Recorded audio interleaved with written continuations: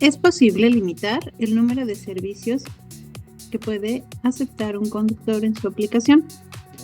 Para determinar cuál es el número de servicios en activo que puede tener un repartidor de manera simultánea, vamos a ir a nuestro sistema administrador, en nuestro menú lateral izquierdo, en la función compañía. Vamos a seleccionar el submenú compañía y en esta pantalla vamos a ir a la opción que dice límite de órdenes por conductor. Y aquí vamos a colocar cuántos servicios puede tener un conductor de manera simultánea. Por ejemplo, si yo coloco 50, un conductor podrá tener 50 servicios activos y hasta que finalice alguno, podrá aceptar otro más.